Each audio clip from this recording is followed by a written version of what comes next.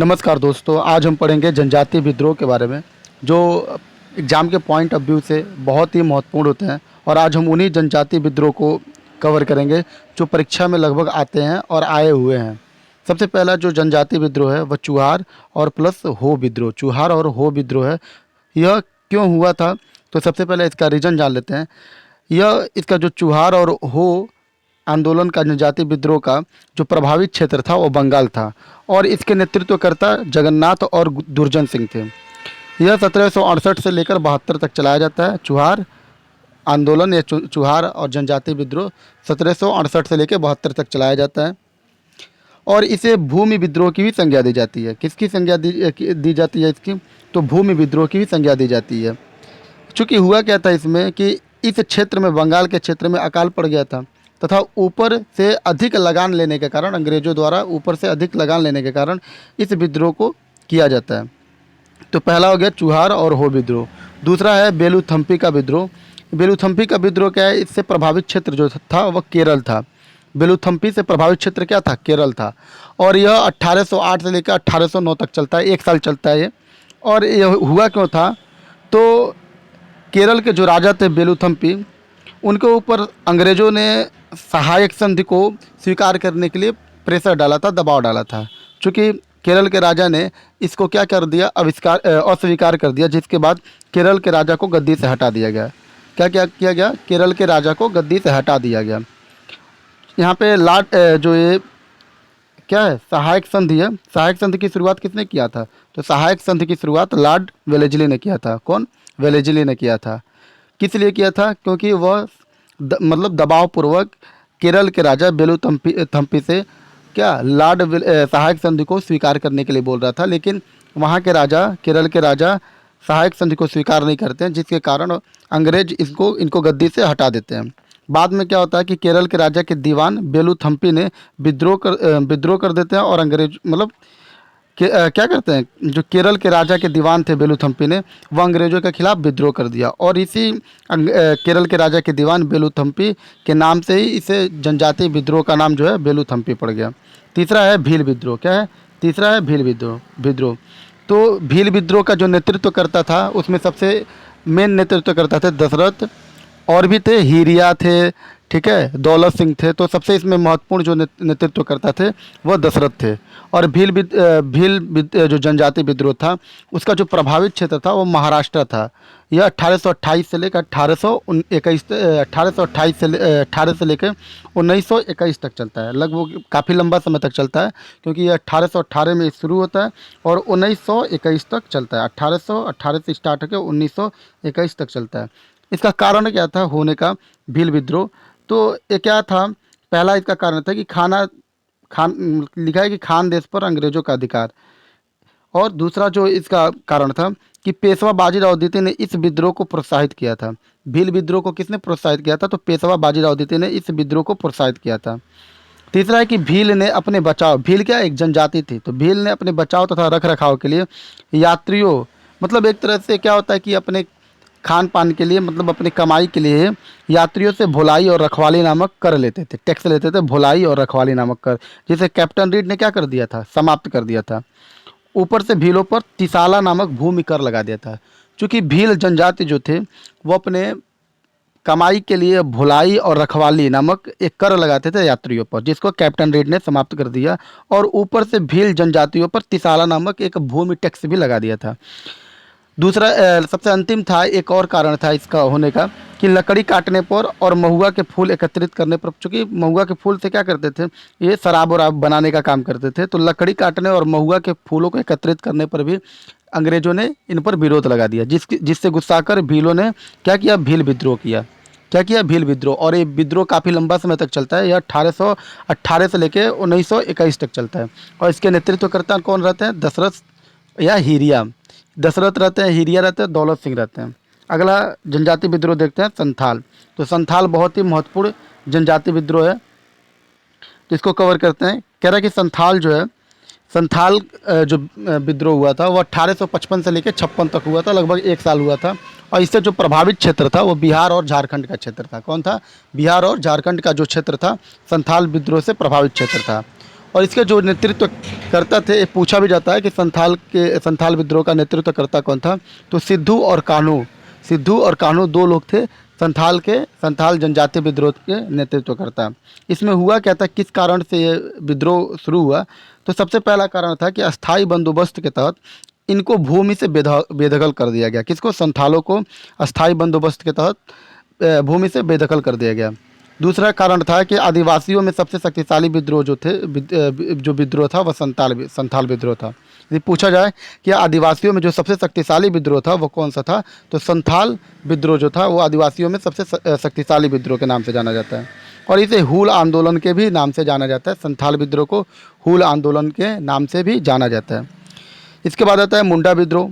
मुंडा विद्रोह काफ़ी प्रसिद्ध विद्रोह भी है। इसमें मुंडा विद्रोह में आप लोग को पता होगा कि जो इसके नेतृत्व करता थे वह बिरसा मुंडा थे। और यह विद्रोह झारखंड के क्षेत्र में प्रभावित रहता है। और यह विद्रोह लगभग 1895 से 1901 तक चलता है। इसका कारण क्या था?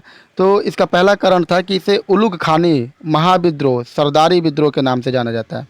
पहला क्या है कि मुंडा विद्रोह को किस किस नामों से जाना जाता है? तो मुंडा विद्रोह को उलुग खानी महाविद्रोह या सरदारी विद्रोह के नाम से जाना जाता है। कारण क्या था कि खुटकट्टी और मुंडारी भूमि व्यवस्था जो सामूहिक खेती के रूप में प्रचलित थी। तीसरा इसका कारण था कि बिरसा मुंडा ने, मतलब कारण नहीं था, बिरसा मुंडा ने खुद को इसमें मुंडा विद्रोह में खुद को उन्होंने क्या किया था, ईश्वर का दूत बताया था। बिरसा मुंडा ने क्या किया था, इस आंदोलन में बताया था कि वह ईश्वर के दूत हैं।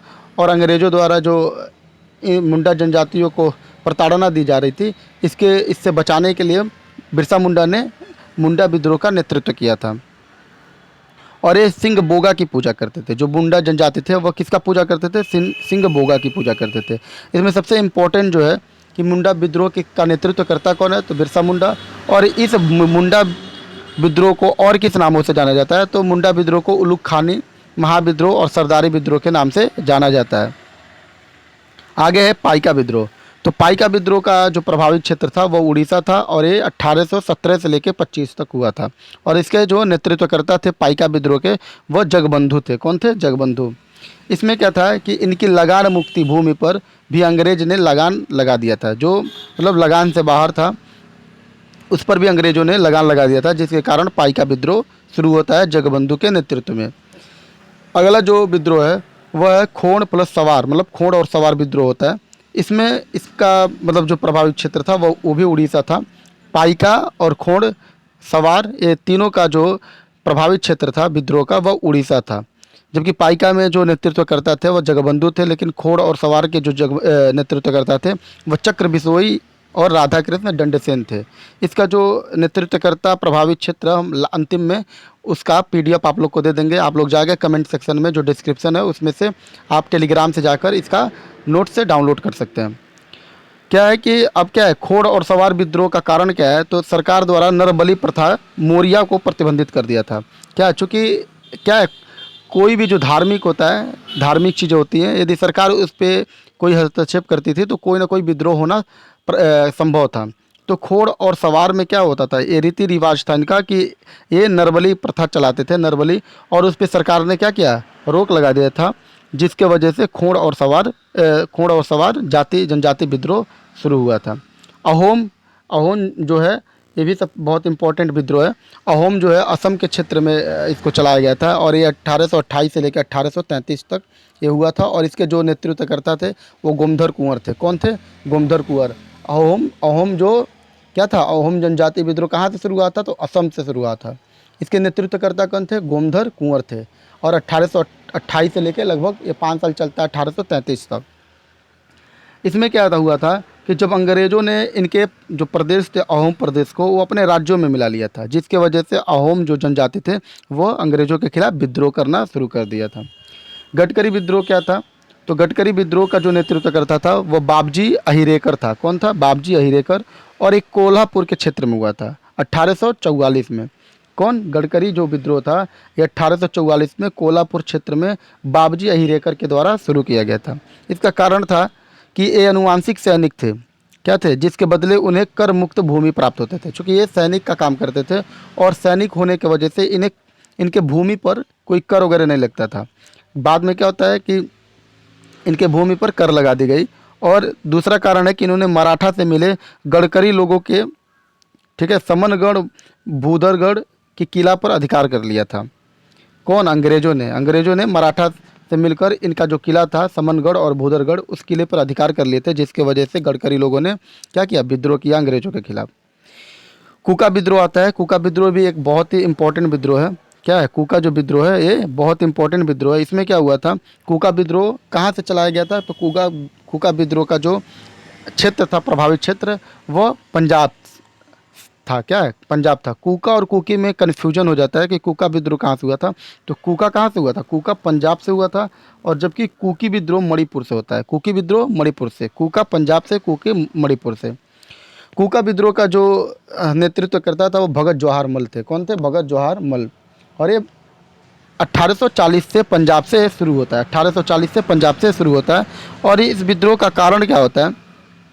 तो ये धर्म के विरुद्ध विद्रोह करते हैं। किसके विरुद्ध? धर्म के विरुद्ध विद्रोह करते हैं। और इसमें क्या होता है कि नामधारी सिख संप्रदाय की स्थापना होता है इसमें।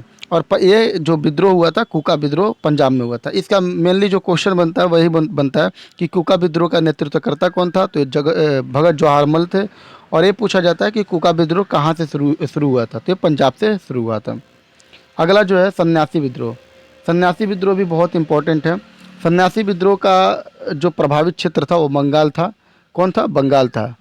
तो ये बंगाल में मजमून शाह और मूसा शाह और भवानी पाठक, ये तीनों इस विद्रोह के, सन्यासी विद्रोह के नेतृत्वकर्ता थे। हुआ क्या था इसमें कि इस अकाल के बाद भाई, मतलब यहाँ पे अकाल पड़ गया था, और उसके बाद भी अंग्रेज सन्यासियों से क्या ले रहे थे?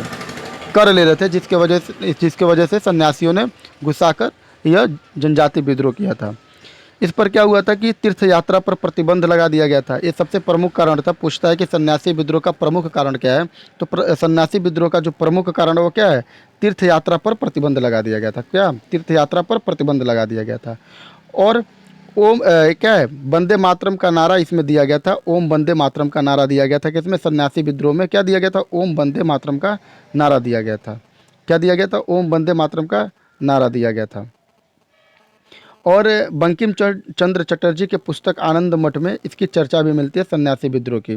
सन्यासी विद्रोह का जो चर्चा मिलता है वो बंकिम चंद्र चटर्जी के पुस्तक आनंद मठ में, इस पुस्तक में इसका चर्चा मिलता है तन्नासी विद्रोह का। अगला देखते हैं खासी विद्रोह। तो खासी विद्रोह था वो असम और मेघालय क्षेत्र में प्रभावित था और ये 1830 से लेकर 33 तक चलाया जाता है। इसमें सबसे खास बातें हैं और सबसे पूछा जाने वाला क्वेश्चन ये है कि खासी विद्रोह है उसका नेतृत्वकर्ता कौन था? तो तीरथ सिंह थे। कौन थे? खासी विद्रोह के नेतृत्वकर्ता कौन थे? तीरथ सिंह थे। और इसमें क्या हुआ था, इसमें खासी विद्रोह का जो सबसे प्रमुख कारण था वो ये था कि लोकल लोगों को, यहाँ पे जो खासी जनजाति वाले लोगों को, क्या है, जो इस जनजाति के लोग थे उनको जबरन पकड़ के क्या सड़क निर्माण में लगा रहे थे अंग्रेज। इसके वजह से खासी विद्रोह शुरू हुआ था। अगला विद्रोह है कोल विद्रोह। कोल विद्रोह का जो प्रभावित क्षेत्र था क्या था? वो नागपुर था, छोटा नागपुर। क्या है? छोटा नागपुर, जो झारखंड में पड़ता है इस समय। कोल विद्रोह 1831 से लेकर 48 तक चलता है और इसका जो नेता थे, प्रमुख नेता थे, वो बुद्धू भगत थे। कौन थे? बुद्धू भगत। इसका जो कारण था ये था कि ज़मीन छीनकर मुसलमानों तथा सिखों को दे दी गई। जो कोल जनजाति थे उनकी ज़मीनों को छीनकर इसमें क्या किया गया था? किसको दे दिया गया था? मुसलमानों और सिखों को। अंग्रेज़ों द्वारा कोल जनजाति के लोगों की ज़मीनों को छीनकर मुसलमानों और सिखों को दे दी जाती है, जिससे कोल लोग गुस्साकर कोल विद्रोह स्टार्ट करते हैं। इसमें क्या होता था कि चावल से निर्मित शराब का उत्पादन किया जाता था, जिस पर अंग्रेज़ों ने रोक लगा दिया। लड़का विद्रोह, इसको लड़का विद्रोह के नाम से भी जाना जाता है। कोल विद्रोह को, किसको? कोल विद्रोह को लड़का विद्रोह के नाम से भी जाना जाता है। अगला विद्रोह है चेंचू विद्रोह। इसका बस आप प्रभावित क्षेत्र देख लीजिए और सन देख लीजिए, बहुत इंपॉर्टेंट नहीं है। जो चेंचू विद्रोह था वो 1920 में हुआ था। कब हुआ था? चेंचू विद्रोह कब हुआ था? 1920 में हुआ था और आंध्र प्रदेश के क्षेत्र से यह शुरू हुआ था। और इसके जो नेतृत्वकर्ता थे वो वेंकटपैया थे। कौन थे? वेंकटपैया। इसका समर्थन गांधी जी भी ने किया था और इसीलिए यह महत्वपूर्ण है। यदि पूछा जाता है कि किस जनजाति विद्रोह का समर्थन गांधी जी ने किया था, तो चेंचू विद्रोह का समर्थन गांधी जी ने किया था। और इसका कारण क्या था कि चरवाहा शुल्क के विरोध में इसको चलवाया गया था। इसमें एक अंग्रेज़ों ने इन लोग पे क्या लगा दिया था, चरवाह शुल्क लगा दिया था, और इसलिए चरवाह शुल्क के विरोध में चेंचू जनजाति ने यह विद्रोह शुरू किया था।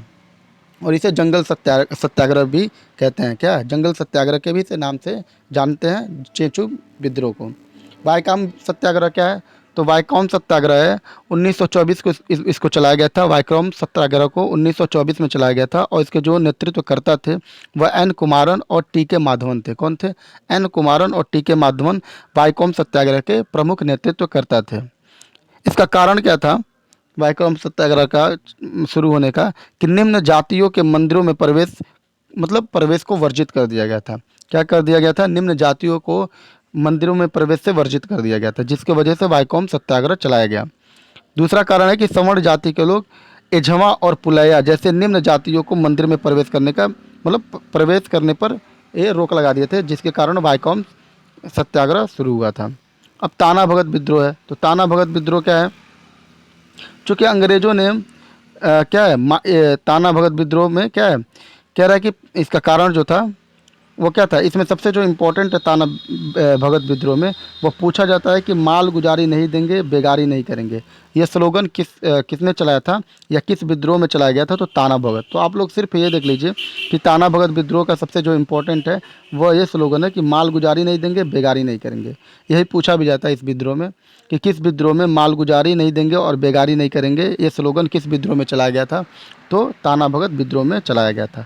अब ये जितना मैं बताया हूँ उसका ये शॉर्ट में एक चार्ट बना दिया गया। जैसे देखिए आप लोग, जैसे इसमें लिखा भी है कि चुहार हो ये कहाँ, कब इसका स्टार्टिंग हुआ था, इसका प्रभावित क्षेत्र कहाँ है और नेतृत्वकर्ता कौन है।